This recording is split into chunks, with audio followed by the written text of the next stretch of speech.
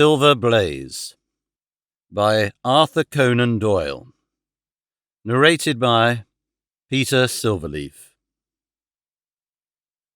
"I am afraid, Watson, that I shall have to go," said Holmes, as we sat down together at our breakfast one morning. "Go? Where to?" "To Dartmoor, to King's Pyland." I was not surprised. Indeed, my only wonder was that he had not already been mixed up in this extraordinary case, which was the one topic of conversation through the length and breadth of England. For a whole day my companion had rambled about the room with his chin upon his chest and his brows knitted, charging and recharging his pipe with the strongest black tobacco, and absolutely deaf to any of my questions or remarks. Fresh editions of every paper had been sent up by our newsagent, only to be glanced over and tossed down into a corner. Yet, silent as he was, I knew perfectly well what it was over which he was brooding. There was but one problem before the public which could challenge his powers of analysis, and that was the singular disappearance of the favourite for the Wessex Cup, and the tragic murder of its trainer. When, therefore, he suddenly announced his intention of setting out for the scene of the drama, it was only what I had both expected and hoped for. "I should be most happy to go down with you if I should not be in the way," said I. "My dear Watson, you would confer a great favour upon me by coming, and I think that your time will not be misspent, for there are points about the case which promise to make it an absolutely unique one. We have, I think, just time to catch our train at Paddington, and I will go further into the matter upon our journey. You would oblige me by bringing with you your very excellent field-glass." And so it happened that an hour or so later I found myself in the corner of a first-class carriage flying along en route for Exeter, while Sherlock Holmes, with his sharp, eager face framed in his ear-flapped travelling cap, dipped rapidly into the bundle of fresh papers which he had procured at Paddington. We had left Reading far behind us before he thrust the last one of them under the seat and offered me his cigar-case. "We are going well," said he, looking out of the window and glancing at his watch. "Our rate at present is 53.5 miles an hour." "I have not observed the quarter-mile posts," said I. "Nor have I. But the telegraph posts upon this line are 60 yards apart, and the calculation is a simple one. I presume that you have looked into this matter of the murder of John Straker and the disappearance of Silver Blaze?" "I have seen what the Telegraph and the Chronicle have to say. It is one of those cases where the art of the reasoner should be used rather for the sifting of details than for the acquiring of fresh evidence. The tragedy has been so uncommon, so complete, and of such personal importance to so many people, that we are suffering from a plethora of surmise, conjecture, and hypothesis. The difficulty is to detach the framework of fact, of absolute undeniable fact, from the embellishments of theorists and reporters. Then, having established ourselves upon this sound basis, it is our duty to see what inferences may be drawn and what are the special points upon which the whole mystery turns. On Tuesday evening I received telegrams from both Colonel Ross, the owner of the horse, and from Inspector Gregory, who is looking after the case, inviting my cooperation." "Tuesday evening?" I exclaimed. "And this is Thursday morning. Why didn't you go down yesterday?" "Because I made a blunder, my dear Watson, which is, I am afraid, a more common occurrence than anyone would think who only knew me through your memoirs. The fact is that I could not believe it possible that the most remarkable horse in England could long remain concealed, especially in so sparsely inhabited a place as the north of Dartmoor. From hour to hour yesterday I expected to hear that he had been found, and that his abductor was the murderer of John Straker. When, however, another morning had come, and I found that beyond the arrest of young Fitzroy Simpson nothing had been done, I felt that it was time for me to take action. Yet in some ways I feel that yesterday has not been wasted." "You have formed a theory, then?" "At least I have got a grip of the essential facts of the case. I shall enumerate them to you, for nothing clears up a case so much as stating it to another person, and I can hardly expect your cooperation if I do not show you the position from which we start. I lay back against the cushions, puffing at my cigar, while Holmes, leaning forward with his long, thin forefinger checking off the points upon the palm of his left hand, gave me a sketch of the events which had led to our journey. Silver Blaze, said he, is from the isonomy stock and holds as brilliant a record as his famous ancestor. He is now in his 5th year and has brought in turn each of the prizes of the turf to Colonel Ross, his fortunate owner. Up to the time of the catastrophe he was the first favourite for the Wessex Cup, the betting being 3-1 on him. He has always, however, been a prime favourite with the racing public, and has never yet disappointed them, so that even at those odds enormous sums of money have been laid upon him. It is obvious, therefore, that there were many people who had the strongest interest in preventing Silver Blaze from being there at the fall of the flag next Tuesday. The fact was, of course, appreciated at King's Pyland, where the Colonel's training stable is situated. Every precaution was taken to guard the favourite. The trainer, John Straker, is a retired jockey who rode in Colonel Ross's colours before he became too heavy for the weighing chair. He has served the Colonel for 5 years as jockey and for 7 as trainer, and has always shown himself to be a zealous and honest servant. Under him were 3 lads, for the establishment was a small one containing only 4 horses in all. One of these lads sat up each night in the stable, while the others slept in the loft. All 3 bore excellent characters. John Straker, who is a married man, lived in a small villa about 200 yards from the stables. He has no children, keeps 1 maidservant, and is comfortably off. The country round is very lonely, but about half a mile to the north there is a small cluster of villas which have been built by a Tavistock contractor for the use of invalids and others who may wish to enjoy the pure Dartmoor air. Tavistock itself lies 2 miles to the west, while across the moor, also about 2 miles distant, is the larger training establishment of Mapleton, which belongs to Lord Backwater and is managed by Silas Brown. In every other direction the moor is a complete wilderness, inhabited only by a few roaming gypsies. Such was the general situation last Monday night when the catastrophe occurred. On that evening the horses had been exercised and watered as usual, and the stables were locked up at 9 o'clock. 2 of the lads walked up to the trainer's house, where they had supper in the kitchen, while the third, Ned Hunter, remained on guard. At a few minutes after 9, the maid, Edith Baxter, carried down to the stables his supper, which consisted of a dish of curried mutton. She took no liquid, as there was a water tap in the stables, and it was the rule that the lad on duty should drink nothing else. The maid carried a lantern with her, as it was very dark, and the path ran across the open moor. Edith Baxter was within 30 yards of the stables when a man appeared out of the darkness and called her to stop. As he stepped into the circle of yellow light thrown by the lantern, she saw that he was a person of gentlemanly bearing, dressed in a grey suit of tweeds with a cloth cap. He wore gaiters and carried a heavy stick with a knob to it. She was most impressed, however, by the extreme pallor of his face and by the nervousness of his manner. His age, she thought, would be rather over 30 than under it. "Can you tell me where I am?" he asked. "I had almost made up my mind to sleep on the moor when I saw the light of your lantern." "You are close to the King's Pyland's training stables," said she. "Oh, indeed, what a stroke of luck," he cried. "I understand that a stable boy sleeps there alone every night. Perhaps that is his supper which you are carrying to him. Now, I am sure that you would not be too proud to earn the price of a new dress, would you?" He took a piece of white paper folded up out of his waistcoat pocket. "See that the boy has this tonight, and you shall have the prettiest frock that money can buy." She was frightened by the earnestness of his manner, and ran past him to the window through which she was accustomed to hand the meals. It was already opened, and Hunter was seated at the small table inside. She had begun to tell him of what had happened when the stranger came up again. "Good evening," said he, looking through the window. "I wanted to have a word with you."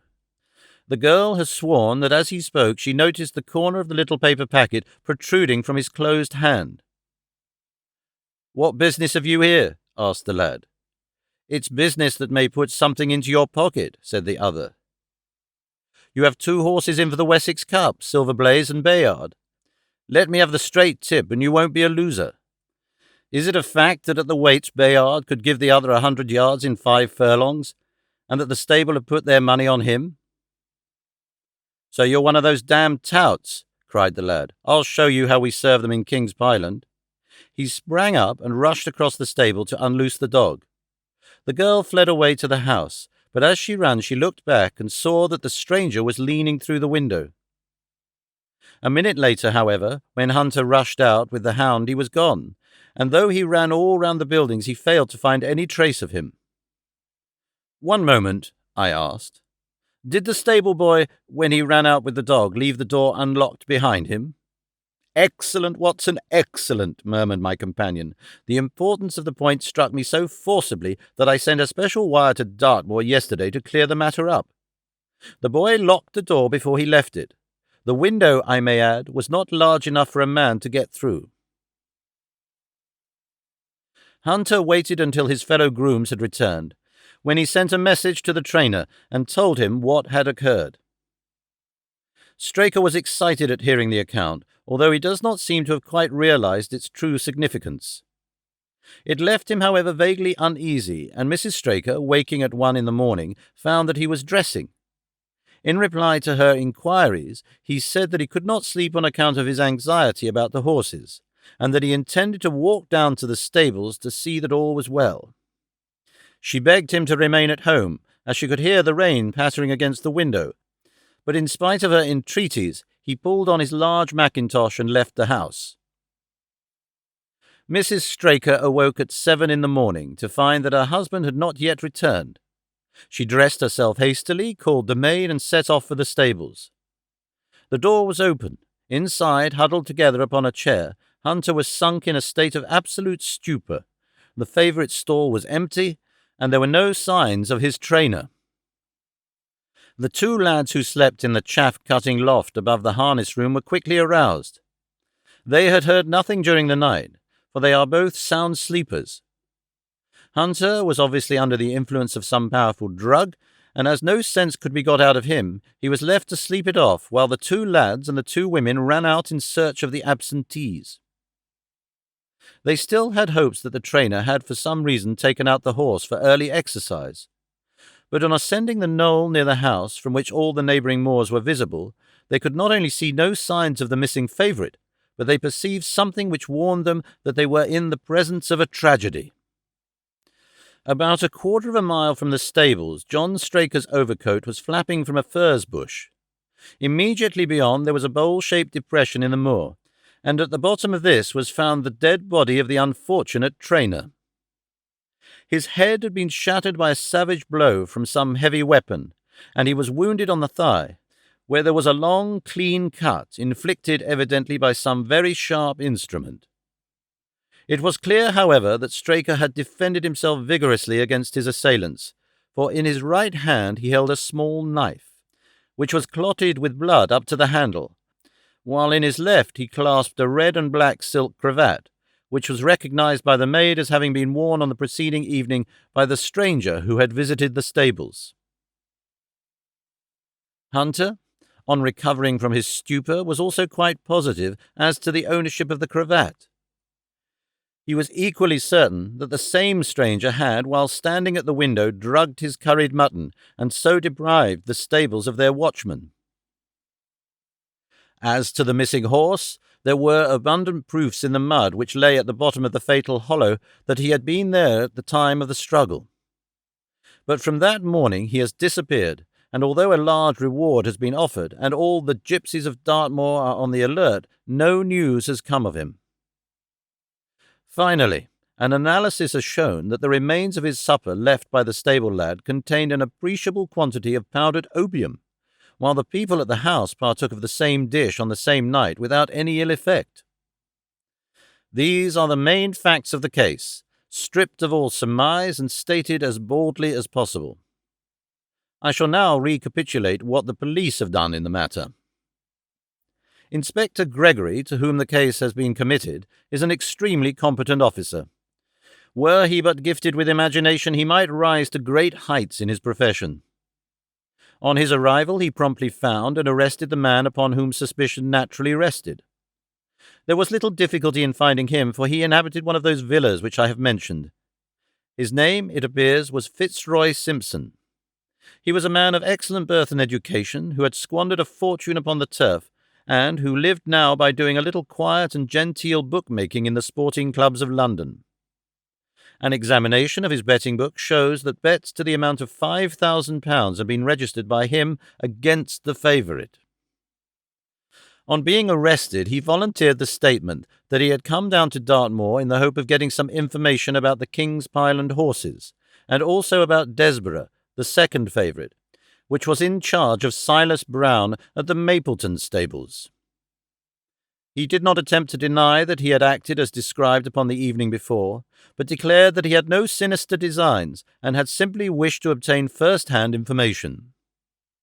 When confronted with his cravat, he turned very pale and was utterly unable to account for its presence in the hand of the murdered man.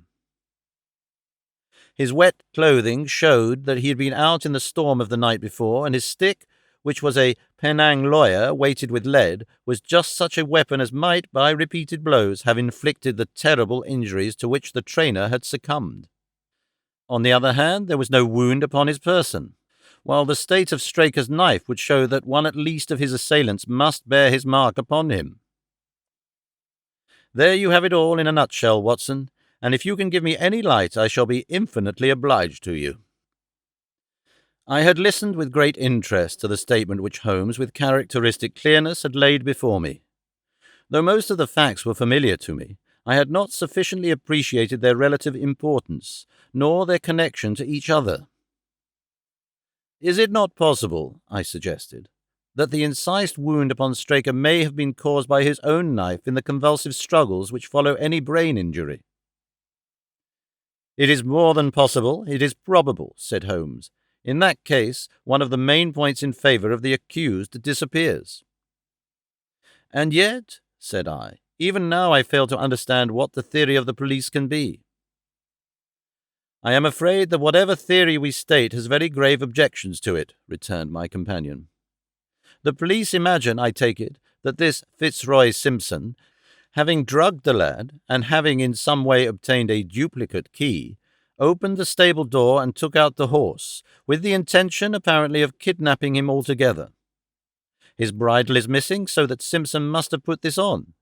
Then, having left the door open behind him, he was leading the horse away over the moor, when he was either met or overtaken by the trainer. A row naturally ensued. Simpson beat out the trainer's brains with his heavy stick without receiving any injury from the small knife which Straker used in self-defence, and then the thief either led the horse on to some secret hiding place, or else it may have bolted during the struggle, and be now wandering out on the moors. That is the case as it appears to the police, and, improbable as it is, all other explanations are more improbable still. However, I shall very quickly test the matter when I am once upon the spot, and until then I cannot really see how we can get much further than our present position." It was evening before we reached the little town of Tavistock, which lies, like the boss of a shield, in the middle of the huge circle of Dartmoor. Two gentlemen were awaiting us in the station. The one a tall, fair man with lion-like hair and beard and curiously penetrating light blue eyes. The other a small, alert person, very neat and dapper, in a frock coat and gaiters, with trim little side whiskers and an eyeglass. The latter was Colonel Ross, the well-known sportsman. The other, Inspector Gregory, a man who was rapidly making his name in the English detective service. "I am delighted that you have come down, Mr. Holmes," said the Colonel. "The Inspector here has done all that could possibly be suggested, but I wish to leave no stone unturned in trying to avenge poor Straker and in recovering my horse." "Have there been any fresh developments?" asked Holmes. "I'm sorry to say that we have made very little progress," said the Inspector. We have an open carriage outside, and as you would no doubt like to see the place before the light fails, we might talk it over as we drive." A minute later, we were all seated in a comfortable landau, and were rattling through the quaint old Devonshire city. Inspector Gregory was full of his case and poured out a stream of remarks, while Holmes threw in an occasional question or interjection.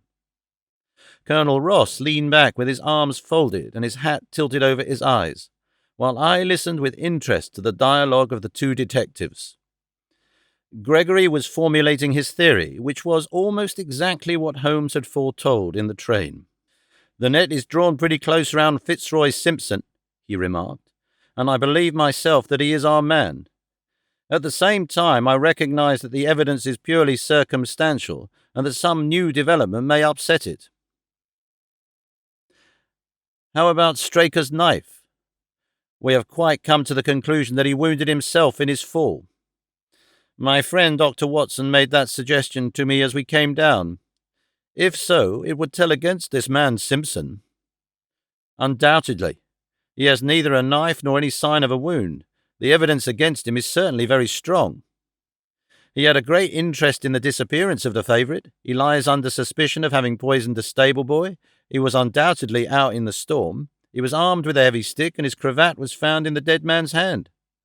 I really think we have enough to go before a jury." Holmes shook his head. "A clever counsel would tear it all to rags," said he. "Why should he take the horse out of the stable? If he wished to injure it, why could he not do it there? Has a duplicate key been found in his possession? What chemist sold him the powdered opium? Above all, where could he, a stranger to the district, hide a horse, and such a horse as this? What is his own explanation as to the paper which he wished the maid to give to the stable boy?" "He says that it was a £10 note. One was found in his purse. But your other difficulties are not so formidable as they seem. He is not a stranger to the district. He has twice lodged at Tavistock in the summer. The opium was probably brought from London. The key, having served its purpose, would be hurled away. The horse may be at the bottom of one of the pits or old mines upon the moor." "What does he say about the cravat?" "He acknowledges that it is his, and declares that he had lost it. But a new element has been introduced into the case which may account for his leading the horse from the stable." Holmes pricked up his ears. "We have found traces which show that a party of gypsies encamped on Monday night within a mile of the spot where the murder took place. On Tuesday they were gone. Now, presuming that there was some understanding between Simpson and these gypsies, might he not have been leading the horse to them when he was overtaken, and may they not have him now? It is certainly possible. The moor is being scoured for these gypsies. I've also examined every stable and outhouse in Tavistock, and for a radius of 10 miles. There is another training stable quite close, I understand." "Yes, and that is a factor which we must certainly not neglect. As Desborough, their horse, was second in the betting, they had an interest in the disappearance of the favourite. Silas Brown, the trainer, is known to have had large bets upon the event, and he was no friend to poor Straker. We have, however, examined the stables, and there is nothing to connect him with the affair." "And nothing to connect this man Simpson with the interests of the Mapleton stables?" "Nothing at all." Holmes leaned back in the carriage, and the conversation ceased. A few minutes later our driver pulled up at a neat little red brick villa with overhanging eaves which stood by the road. Some distance off, across a paddock, lay a long grey-tiled outbuilding. In every other direction the low curves of the moor, bronze-coloured from the fading ferns, stretched away to the skyline, broken only by the steeples of Tavistock and by a cluster of houses away to the westward which marked the Mapleton stables. We all sprang out with the exception of Holmes, who continued to lean back with his eyes fixed upon the sky in front of him, entirely absorbed in his own thoughts. It was only when I touched his arm that he roused himself with a violent start and stepped out of the carriage. "Excuse me," said he, turning to Colonel Ross, who had looked at him in some surprise. "I was daydreaming." There was a gleam in his eyes, and a suppressed excitement in his manner which convinced me, used as I was to his ways, that his hand was upon a clue, though I could not imagine where he had found it. "Perhaps you would prefer at once to go on to the scene of the crime, Mr. Holmes," said Gregory. "I think that I should prefer to stay here a little and go into one or two questions of detail. Straker was brought back here, I presume?" "Yes, he lies upstairs. The inquest is tomorrow." "He has been in your service some years, Colonel Ross." "I have always found him an excellent servant." "I presume that you made an inventory of what he had in his pockets at the time of his death, Inspector? I have the things themselves in the sitting-room, if you would care to see them." "I should be very glad." We all filed into the front room and sat round the central table while the inspector unlocked a square tin box and laid a small heap of things before us. There was a box of Vestas, 2 inches of tallow candle, an ADP briar-root pipe, a pouch of sealskin with a half-ounce of long-cut Cavendish, a silver watch with a gold chain, 5 sovereigns in gold, an aluminium pencil case, a few papers, and an ivory-handled knife with a very delicate, inflexible blade marked Vice & Co., London. "This is a very singular knife," said Holmes, lifting it up and examining it minutely. "I presume, as I see bloodstains upon it, that it is the one which was found in the dead man's grasp. Watson, this knife is surely in your line." "It is what we call a cataract knife," said I. "I thought so. A very delicate blade devised for very delicate work. A strange thing for a man to carry with him upon a rough expedition, especially as it would not shut in his pocket." "The tip was guarded by a disc of cork, which we found beside his body," said the inspector. "His wife tells us that the knife had lain upon the dressing-table, and that he had picked it up as he left the room. It was a poor weapon, but perhaps the best that he could lay his hands on at the moment." "Very possible. How about these papers?" "3 of them are receipted hay dealers' accounts. One of them is a letter of instructions from Colonel Ross. This other is a milliner's account for £37.15 made out by Madame Lezourier of Bond Street to William Derbyshire. Mrs. Straker tells us that Derbyshire was a friend of her husband's and that occasionally his letters were addressed here." "Madame Derbyshire has somewhat expensive tastes," remarked Holmes, glancing down the account. 22 guineas is rather heavy for a single costume. However, there appears to be nothing more to learn, and we may now go down to the scene of the crime." As we emerged from the sitting-room, a woman who had been waiting in the passage took a step forward and laid her hand upon the inspector's sleeve. Her face was haggard and thin and eager, stamped with the print of a recent horror. "Have you got them? Have you found them?" she panted. "No, Mrs. Straker, but Mr. Holmes here has come from London to help us, and we shall do all that is possible."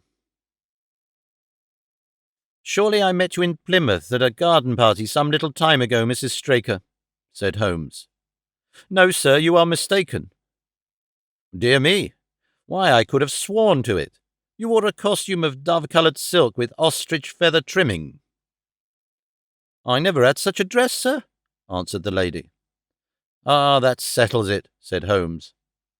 And with an apology he followed the inspector outside. A short walk across the moor took us to the hollow in which the body had been found. At the brink of it was the furze bush upon which the coat had been hung. "There was no wind that night, I understand," said Holmes. "None but the very heavy rain." "In that case, the overcoat was not blown against the furze bush, but placed there." "Yes, it was laid across the bush." "You fill me with interest. I perceive that the ground has been trampled up a good deal. No doubt many feet have been here since Monday night." "A piece of matting has been laid here at the side, and we have all stood upon that." "Excellent." "In this bag I have one of the boots which Straker wore, one of Fitzroy Simpson's boots, and a cast horseshoe of silver blaze." "My dear Inspector, you surpass yourself." Holmes took the bag, and descending into the hollow, he pushed the matting into a more central position. Then, stretching himself upon his face and leaning his chin upon his hands, he made a careful study of the trampled mud in front of him. "Hallo," said he suddenly. "What's this?" It was a wax vesta half-burned, which was so coated with mud that it looked at first like a little chip of wood. "I cannot think how I came to overlook it," said the inspector, with an expression of annoyance. "It was inevitable, buried in the mud. I only saw it because I was looking for it." "What? You expected to find it?" "I thought it not unlikely." He took the boots from the bag and compared the impressions of each of them with marks upon the ground. Then he clambered up to the rim of the hollow and crawled about among the ferns and bushes. "I am afraid there are no more tracks," said the inspector. "I have examined the ground very carefully for 100 yards in each direction." "Indeed," said Holmes, rising. "I should not have the impertinence to do it again after what you say. But I should like to take a little walk over the moor before it grows dark, that I may know my ground tomorrow, and I think that I shall put this horseshoe into my pocket for luck." Colonel Ross, who had shown some signs of impatience at my companion's quiet and systematic method of work, glanced at his watch. "I wish you would come back with me, Inspector," said he. "There are several points on which I should like your advice, and especially as to whether we do not owe it to the public to remove our horse's name from the entries for the cup." "Certainly not," cried Holmes with decision. "I should let the name stand." The colonel bowed. "I am very glad to have had your opinion, sir," said he. "You will find us at poor Straker's house when you have finished your walk, and we can drive together into Tavistock." He turned back with the inspector, while Holmes and I walked slowly across the moor. The sun was beginning to sink behind the stables of Mapleton, and the long, sloping plain in front of us was tinged with gold, deepening into rich, ruddy browns where the faded ferns and brambles caught the evening light. But the glories of the landscape were all wasted upon my companion, who was sunk in the deepest thought. "It's this way, Watson," said he at last. "We may leave the question of who killed John Straker for the instant, and confine ourselves to finding out what has become of the horse. Now, supposing that he broke away during or after the tragedy, where could he have gone to? The horse is a very gregarious creature. If left to himself, his instincts would have been either to return to King's Pyland or go over to Mapleton. Why should he run wild upon the moor? He would surely have been seen by now. And why should gypsies kidnap him? These people always clear out when they hear of trouble, for they do not wish to be pestered by the police. They could not hope to sell such a horse. They would run a great risk and gain nothing by taking him. Surely that is clear. Where is he, then? I have already said that he must have gone to King's Pyland or to Mapleton. He is not at King's Pyland. Therefore he is at Mapleton. Let us take that as our working hypothesis and see what it leads us to. This part of the moor, as the inspector remarked, is very hard and dry, but it falls away towards Mapleton, and you can see from here that there is a long hollow over yonder, which must have been very wet on Monday night. If our supposition is correct, then the horse must have crossed that, and there is the point where we should look for his tracks." We had been walking briskly during this conversation, and a few more minutes brought us to the hollow in question. At Holmes's request, I walked down the bank to the right, and he to the left, but I had not taken 50 paces before I heard him give a shout, and saw him waving his hand to me. The track of a horse was plainly outlined in the soft earth in front of him, and the shoe which he took from his pocket exactly fitted the impression. "See the value of imagination," said Holmes. "It is the one quality which Gregory lacks. We imagined what might have happened, acted upon the supposition, and find ourselves justified. Let us proceed." We crossed the marshy bottom and passed over a quarter of a mile of dry, hard turf. Again the ground sloped, and again we came on the tracks. Then we lost them for half a mile, but only to pick them up once more quite close to Mapleton. It was Holmes who saw them first, and he stood pointing with a look of triumph upon his face. A man's track was visible beside the horse's. "The horse was alone before," I cried. "Quite so. It was alone before. Hallo, what is this?" The double track turned sharp off and took the direction of King's Pyland. Holmes whistled, and we both followed along after it. His eyes were on the trail, but I happened to look a little to one side and saw to my surprise the same tracks coming back again in the opposite direction. "One for you, Watson," said Holmes when I pointed it out. "You have saved us a long walk, which would have brought us back on our own traces. Let us follow the return track." We had not to go far. It ended at the paving of asphalt, which led up to the gates of the Mapleton stables. As we approached, a groom ran out from them. "We don't want any loiterers about here," said he. "I only wish to ask a question," said Holmes, with his finger and thumb in his waistcoat pocket. "Should I be too early to see your master, Mr. Silas Brown, if I were to call at 5 o'clock tomorrow morning?"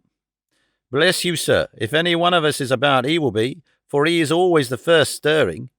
But here he is, sir, to answer your questions for himself." "No, sir, no. It is as much as my place is worth to let him see me touch your money. Afterwards, if you like." As Sherlock Holmes replaced the half-crown which he had drawn from his pocket, a fierce-looking elderly man strode out from the gate with a hunting crop swinging in his hand. "What's this, Dawson?" he cried. "No gossiping. Go about your business. And you, what the devil do you want here?" "10 minutes' talk with you, my good sir," said Holmes in the sweetest of voices. "I have no time to talk to every gadabout. We want no strangers here. Be off, or you may find a dog at your heels." Holmes leaned forward and whispered something into the trainer's ear. He started violently and flushed to the temples. "It's a lie," he shouted, "an infernal lie."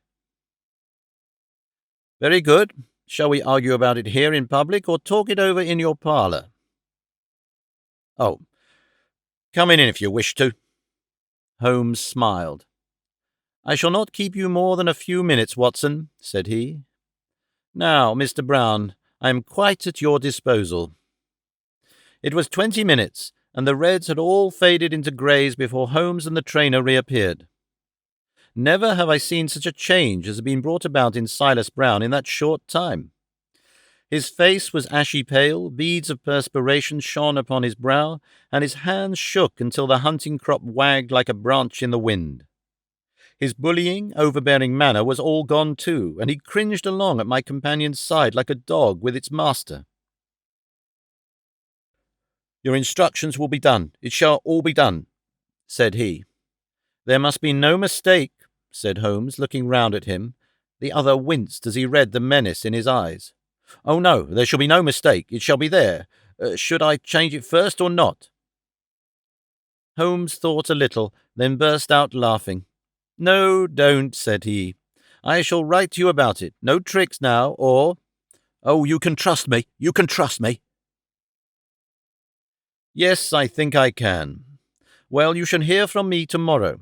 He turned upon his heel, disregarding the trembling hand which the other held out to him, and we set off for King's Pyland. "A more perfect compound of the bully, coward, and sneak than Master Silas Brown have I seldom met with," remarked Holmes as we trudged along together. "He has the horse, then?"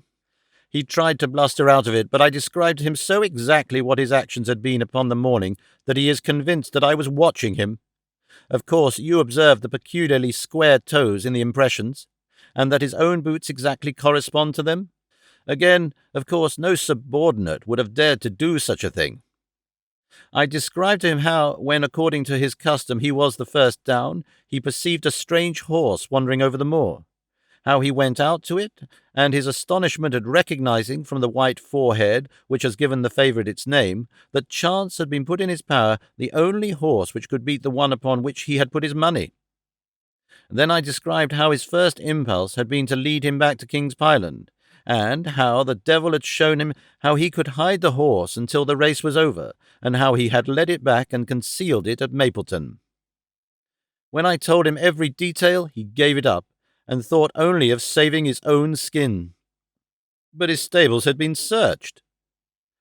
An old horse-faker like him has many a dodge.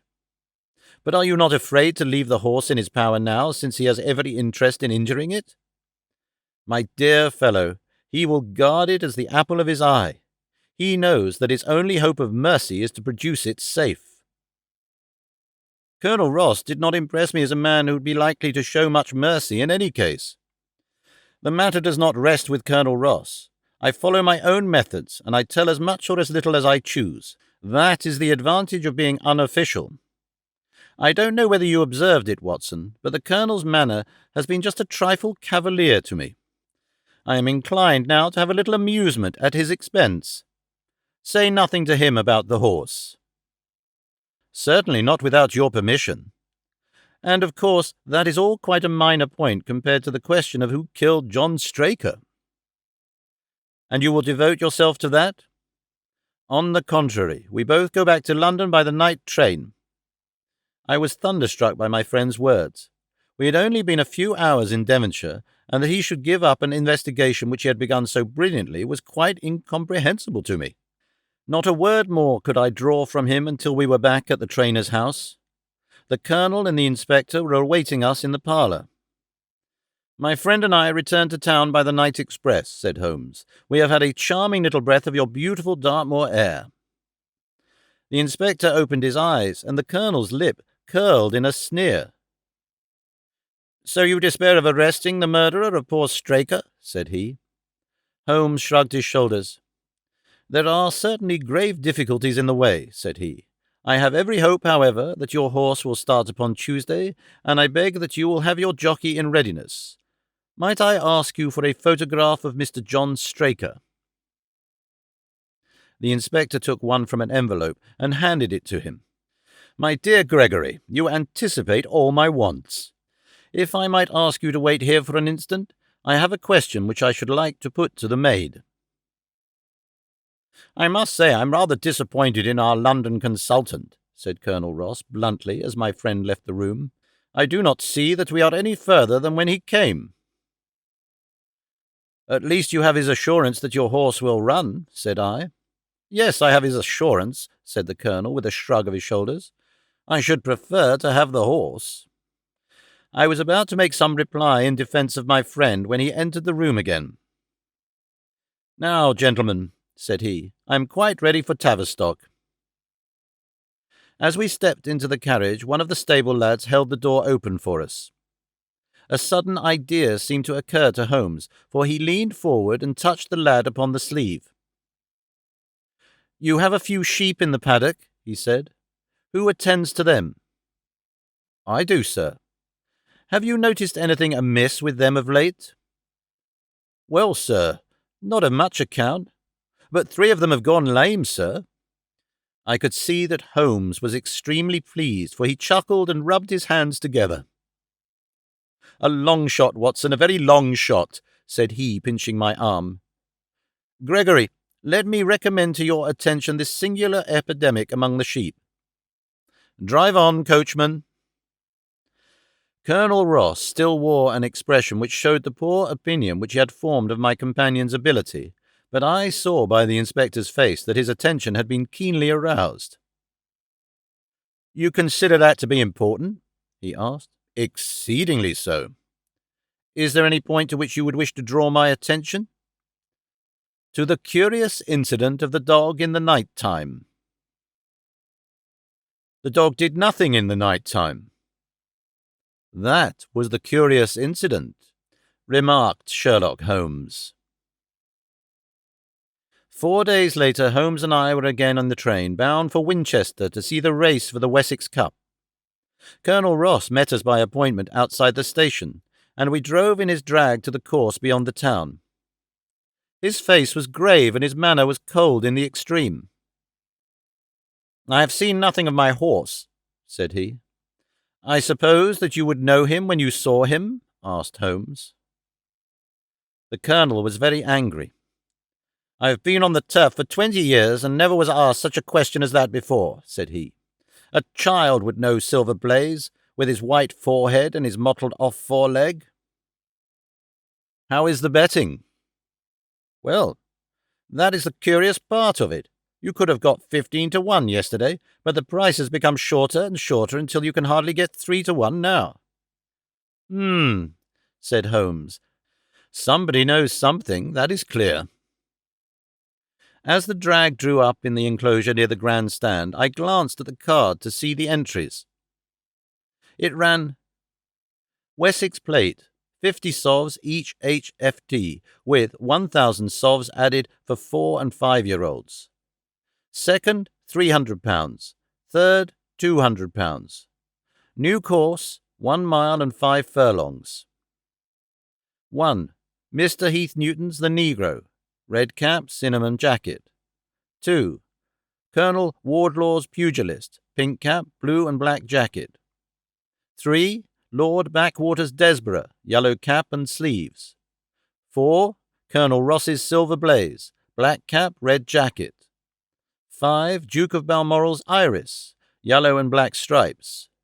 6. Lord Singleford's Rasper, purple cap, black sleeves. We scratched our other one and put all our hopes on your word, said the Colonel. Why, what is that? Silver Blaze favourite. 5-4 against Silver Blaze, roared the ring. 5-4 against Silver Blaze.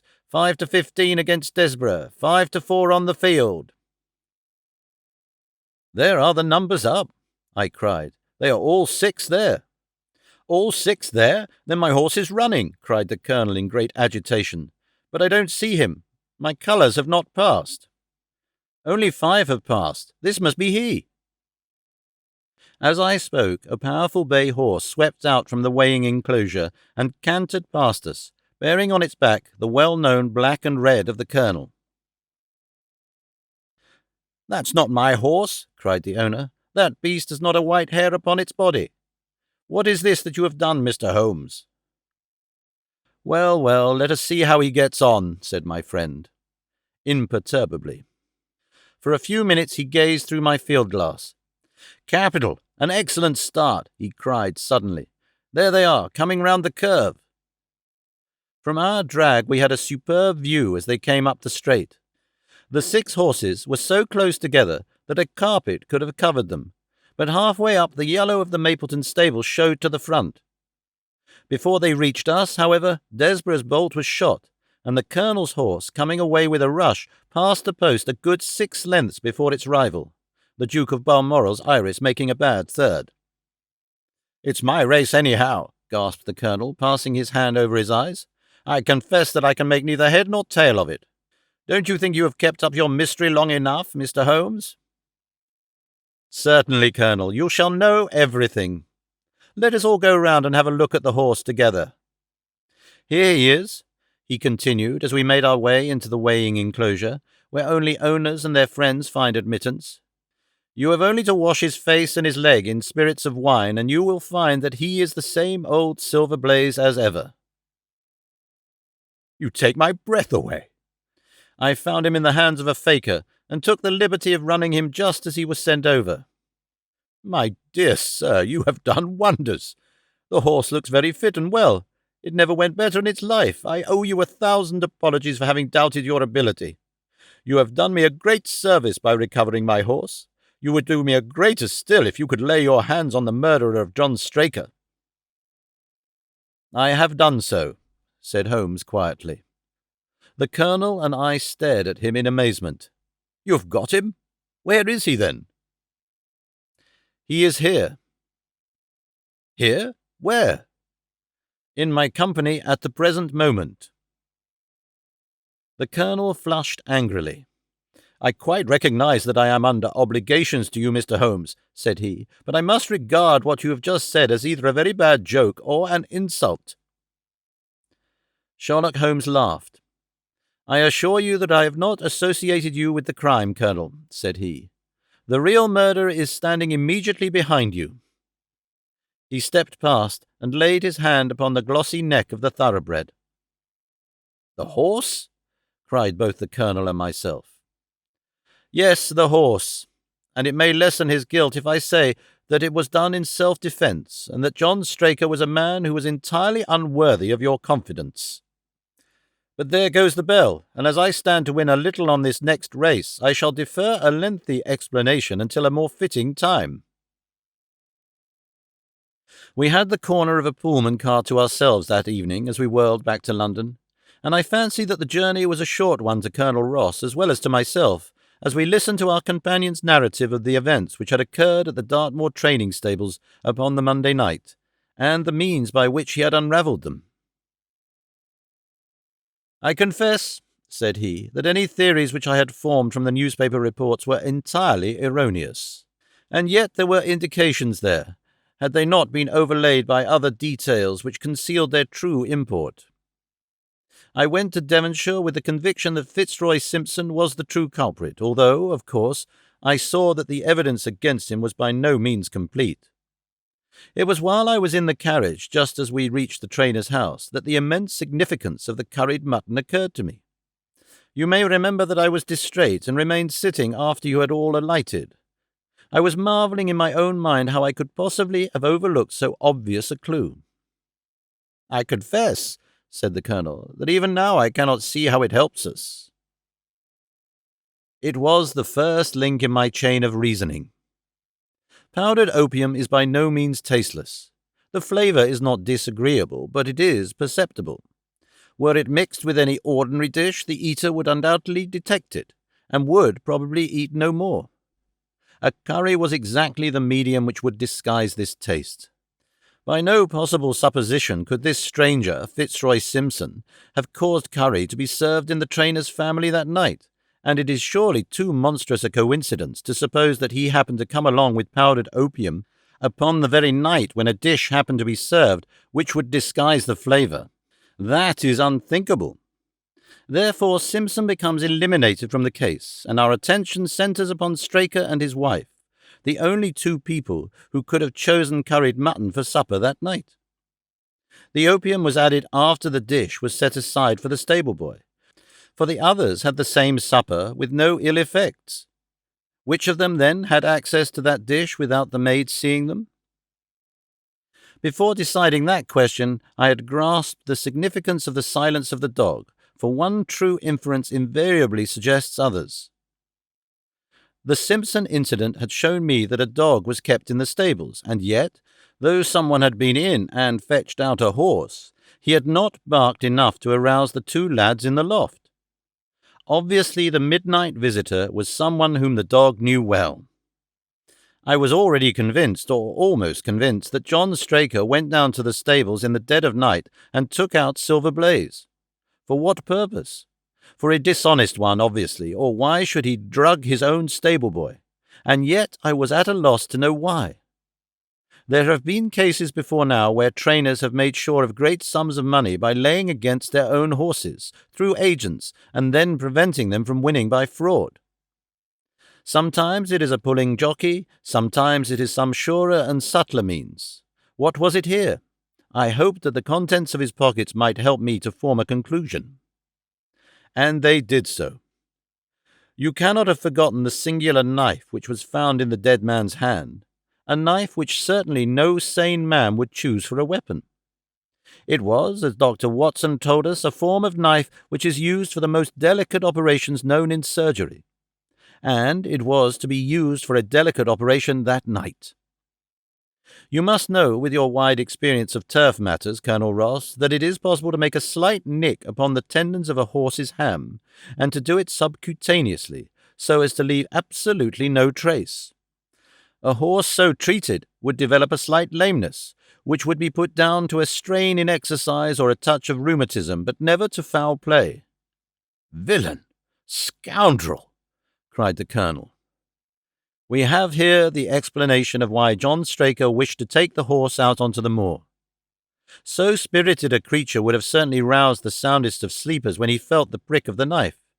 It was absolutely necessary to do it in the open air. "I have been blind," cried the Colonel. "Of course, that is why he needed the candle and struck the match." Undoubtedly. But in examining his belongings, I was fortunate enough to discover not only the method of the crime, but even its motives. As a man of the world, Colonel, you know that men do not carry other people's bills about in their pockets. We have most of us quite enough to do to settle our own. I at once concluded that Straker was leading a double life and keeping a second establishment. The nature of the bill showed that there was a lady in the case, and one who had expensive tastes. Liberal as you are with your servants, one can hardly expect that they can buy 20-guinea walking dresses for their ladies.